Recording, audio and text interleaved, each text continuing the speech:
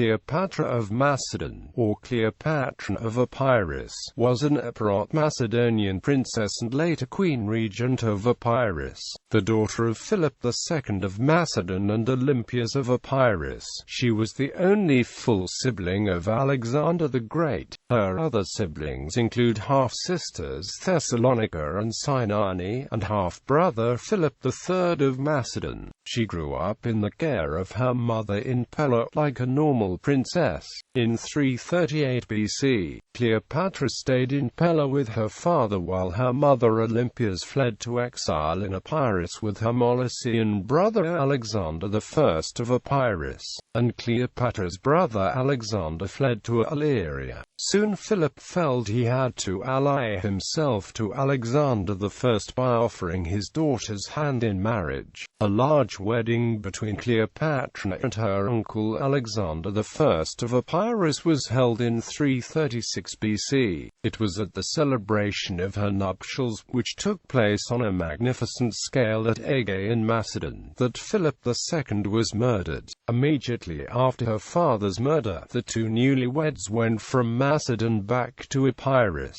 Soon after, the couple welcomed two children, Neoptolemus II of Epirus and Cadmea. Leaving Pella did not mean leaving her family behind, as it is believed that Alexander and Cleopatra kept in close contact while he was on his conquest to the east. In 332 BC, Alexander had sent booty home for both his mother and sister, as well as his close friends. In 334 BC, Cleopatra's husband crossed the Adriatic Sea to the Italian peninsula to campaign against several Italic tribes, the Lucanians and Brati, on behalf of the Greek colony Taris, leaving her as regent of Epirus.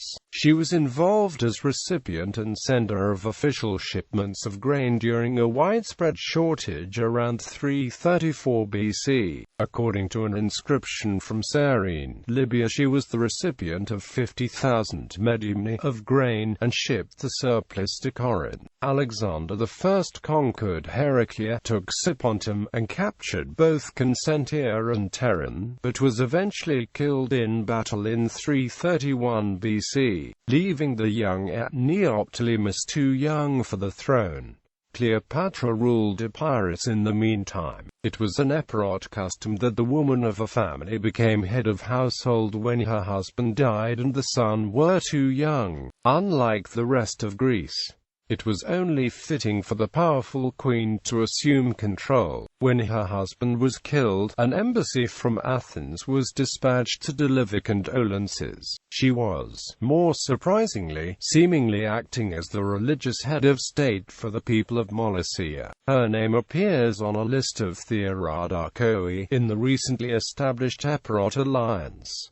Cleopatra was significantly the only female on the list. Her position as official welcomer would have allowed her to keep a finger on whatever was happening anywhere in Greece. Around 324 BC, Cleopatra went back to Macedon, while her mother, Olympias, assumed control in Epirus. As relations between the Macedonian mother queen and Antipater were quite strained, it was not long after that Alexander the Great died in 323 BC. After the death of her brother, she was sought in marriage by several of his generals, who thought to strengthen their influence with the Macedonians by connection with the sister of Alexander the Great. Leonatus is first mentioned as putting forward a claim to her hand, and he represented to Eumenes that he received a promise of marriage from her. After Leonatus's death in 322 BC, Perdiccas next attempted to gain her in marriage. After his death, her hand was sought by Cassander, Lysimachus, and Antigonus. She refused, however, all these offers. She escaped to Sardis, where she was kept for years in a sort of honorable captivity by Antigonus. An interesting event took place in Sardis. A frustrated Antipater publicly accused Cleopatra of being involved with Perdiccas in her half-sister Cynane's death. Cleopatra would not submit so easily, however, and fought back. Eventually, Cleopatra acceded to a proposal from Ptolemy, but before her design could be realized, she was captured. After being brought back to Sardis, Cleopatra was assassinated in 308 BC, seemingly by order of Antigonus, who afterwards gave a beautiful funeral in her honor.